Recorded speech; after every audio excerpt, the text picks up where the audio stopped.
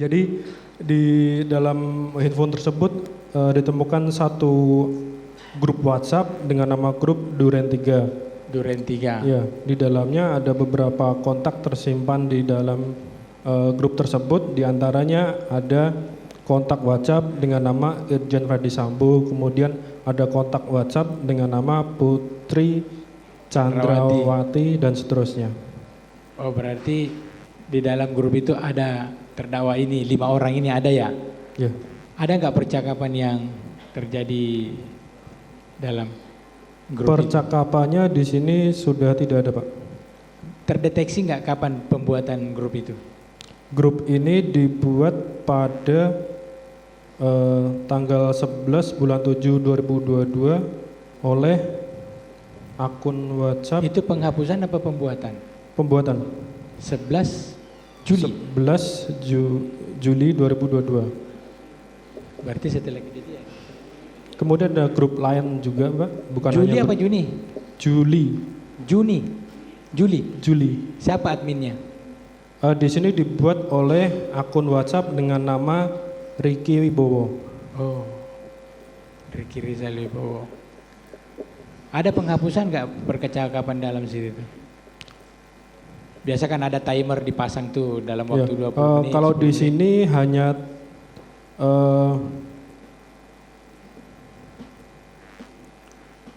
rentang waktunya hanya singkat, Pak. Akun WhatsApp atas nama Richard masuk ke dalam grup tersebut tidak lebih dari 1 hari. Dia di-add pada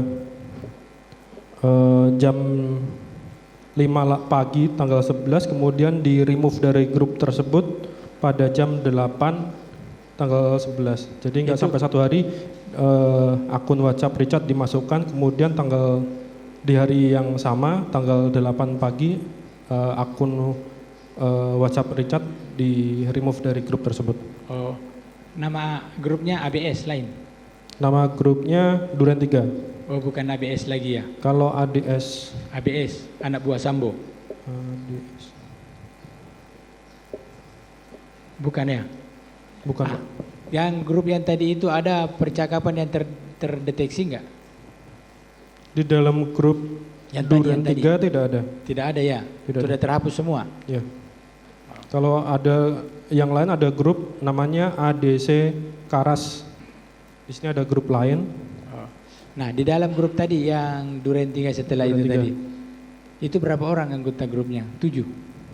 7 apa 5 apa 6? Mohon waktu, Pak, saya hitung, Pak. 1. Lebih dari 7, Pak. Lebih dari 7. Apakah terdakwa Sambo juga ada dalam situ? Atas nama kontak WhatsApp atas nama Irjen Verdi Sambo. Ada. Kalau Ibu Putri? Kontak WhatsApp atas nama Irjen Verdi Sambo. Ibu Putri juga ada? Kontak atas nama Putri Chandrawati.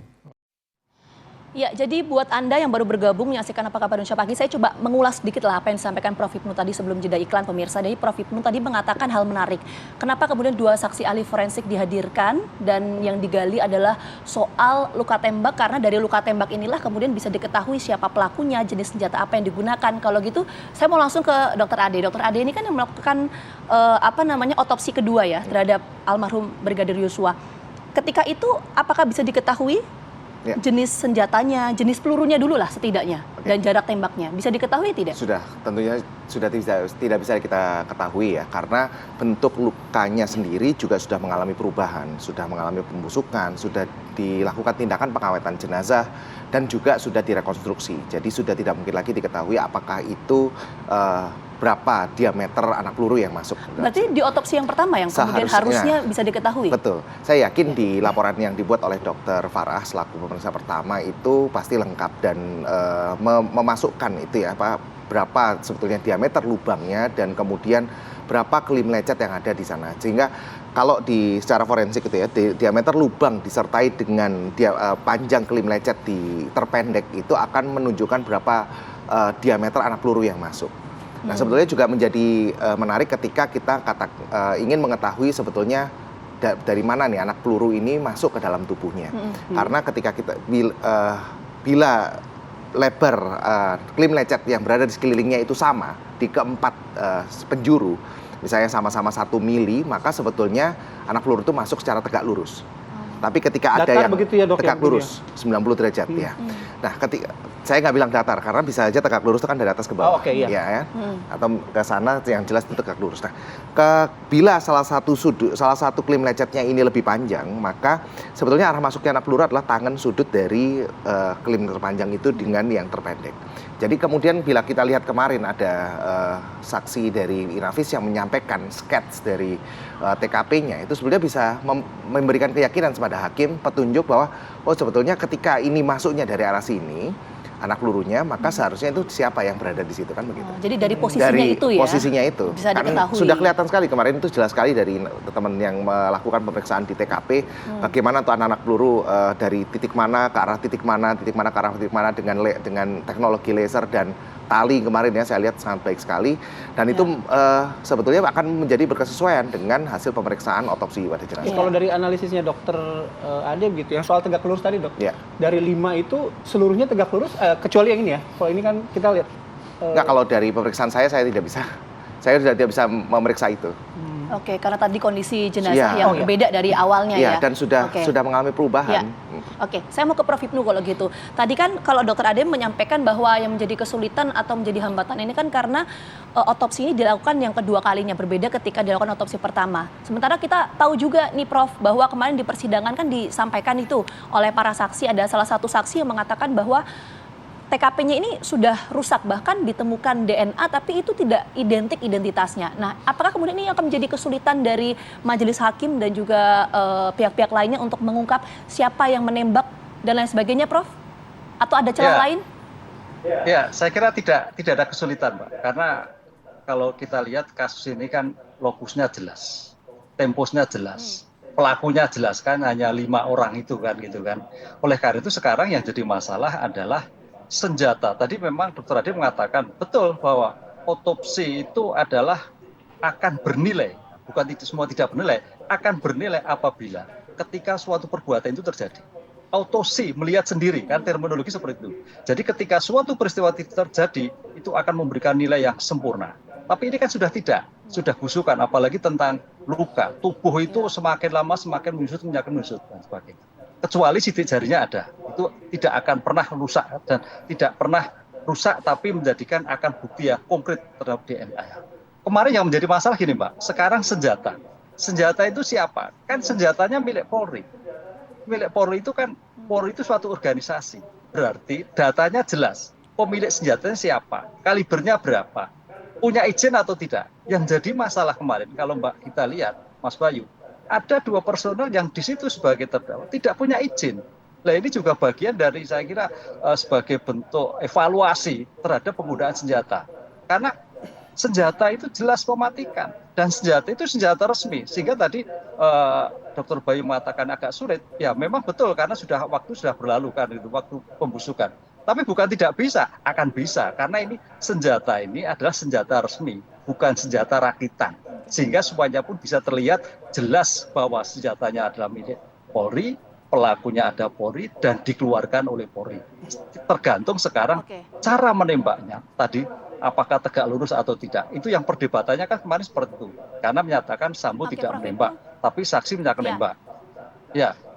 Gimana, Itu Mbak? kan soal otopsi ya Prof ya. Itu kan soal Ya. otopsinya. Kita bicara tadi otopsi, terus habis itu bergeraknya adalah bergesernya adalah hilirnya soal jarak tembak dan lain sebagainya. Tapi pertanyaan saya selanjutnya tadi yang belum terjawab adalah bagaimana soal TKP yang rusak. Kemarin kan sempat disampaikan oleh saksi yang hadir dan saksi itu juga melakukan olah TKP ya. TKP itu rusak, bahkan DNA identitasnya itu nggak bisa diketahui. Nah itu gimana Prof? Oh sangat bisa. TKP rusak memang sengaja dirusak.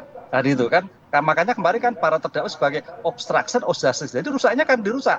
Tapi bukan berarti tidak bisa. Ahli Inavis sudah bisa memberikan penjelasan. Karena nanti ahli Inavis yang mungkin bahkan rusak tidak bisa menjelaskan. Ada bukti lain.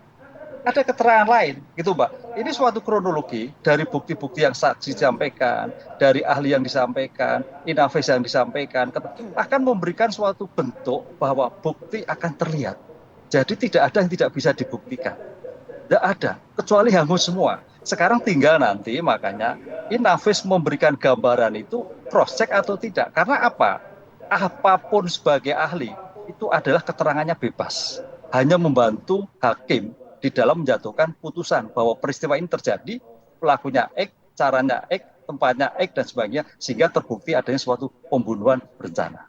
Begitu, Mbak. Oke, Prof satu lagi membantu hakim memberi dalam mengambil keputusan begitu. Nah, apakah dengan keterangan ahli dan lain sebagainya itu untuk menguatkan bahwa pasal yang didakwakan kepada para terdakwa ini masih sesuai juga dengan tuntutannya? Mungkin nggak nanti misalnya dari penilaian hakim itu akan jadi bergeser, Prof? Ya, kalau yang dijelaskan kemarin, yang didiskusikan kemarin adalah diskusi tentang pembunuhannya. Perencanaannya adalah kemarin terhadap dari keterangan-keterangan yang bisa. Jadi tidak bergeser, Mas, karena terhadap pembunuhannya itu dilakukan perencanaan, karena dilakukan sejak dari Magelang, kan seperti itu. Kemudian dikumpulkan siapa yang melakukan penembakan. Nah, sudah perencanaan saya kira cukup. Cuman yang jadi masalah adalah bahwa eksekusinya itu dilakukan dengan emosi atau tidak. Ini yang jadi perdebatan. Karena unsurnya pelaksanaan eksekusi itu tidak dengan emosi. Itu. Kemudian yang kedua tentang implikasinya apa, Prof? Kalau misalnya ada emosi, Prof? Ya, tidak terbukti perencanaan. Kan harus unsur dari perencanaan itu ada jeda waktu. gugur lah, kurang lebih gitu ya. Ya, pembunuhan biasa jatuhnya ya. Gugur. Okay. Ini yang sekarang lagi diupayakan oleh Pak Sambo untuk menyatakan bahwa itu bukan suatu perencanaan, tapi dia melakukan suatu tindakan pembunuhan begitu. Oke. Baik Prof Ibnu, terima kasih atas waktunya. Nanti kalau ada waktu kita ngobrol lagi, kita jeda terlebih dahulu. Nanti kita masih ngobrol ya dengan Dr. Ade. Sesaat lagi di Apa Kabar Indonesia Pagi. Oke, saya langsung lanjut ke Dr. Ade. Dr. Ade, tadi selain luka tembak, kita kan tahu ya bahwa kemarin kan di persidangan Dr. Ade sudah menjelaskan bahwa yang ditemukan ini hanya luka tembak. Jadi tidak ada di luar luka tembak yang ditemukan. Hanya luka tembak saja. Benar. Atau seperti apa penjelasannya? Ya, jadi gini, kemarin mungkin juga karena keterbatasan waktu ya di sidang ya, jadi mungkin jaksa ataupun majelis hakim juga tidak sempat menanyakan tentang hal tersebut, kenapa bisa sampai pada kesimpulan itu. Namun memang sudah kami sampaikan juga di dalam surat keterangan ahli yang kami sampaikan, juga menjadi alat bukti dalam sidang ini adalah kita itu melakukan pemeriksaan tidak hanya secara mata telanjang ya, hanya visual makroskopik, tapi kemudian kita juga menggunakan alat bantu dengan pencahayaan forensik ya, dengan panjang gelombang, dengan cahaya biru, cahaya merah, dan cahaya infrared. Untuk melihat apakah ada luka-luka di bawah kulit, karena kulitnya sudah terembalming, kan sudah diformalin. Terus kemudian kita juga lakukan pemeriksaan histopatologi forensik yang kita proses di Departemen Patologi Anatomik, Laboratorium Patologi Anatomik RSCM, dan di sana sebenarnya keluar tuh hasil-hasil semuanya. Makanya kita bisa nyatakan tempat-tempat yang di waktu itu kita dapatkan informasi dari keluarga bahwa di tempat-tempat itu ada luka. Itu semua sudah kita periksa dan kemudian kita lihat histopatologinya memang tidak ada luka di sana. Jadi memang betul-betul apa yang kita dapatkan adalah luka-luka akibat kekerasan senjata api saja. Gitu. Jadi tidak ada di luar itu ya, berarti ya, kayak misalnya penganiayaan dan lain sebagainya. Tidak ditemukan itu. Kalau kita mengatakan penganiayaan itu kan adalah definisinya adalah suatu kesengajaan merusak kesehatan. Nah, saya rasa penganiayaan itu bisa diakibatkan oleh kekerasan yang macam-macam. Tidak hanya kekerasan fisik, atau kalau kita berpikir suatu penganiayaan itu hanya digebukin gitu ya, atau disayat-sayat, tidak demikian. Semua jenis kekerasan itu adalah suatu penganiayaan. Bisa ada kekerasan senjata api, ada kekerasan kimia, kekerasan suhu, itu semua adalah bentuk-bentuk kekerasan yang merusak kesehatan. Nah, ini adalah sebetulnya adalah sebuah penganiayaan juga, kan demikian. Baik. Dokter Ade, terima kasih, menarik ngobrol sama Dokter Ade pagi hari ini. Kalau ada waktu nanti kita lebih banyak lagi ngobrolnya, Dok ya. Terima kasih. Oke.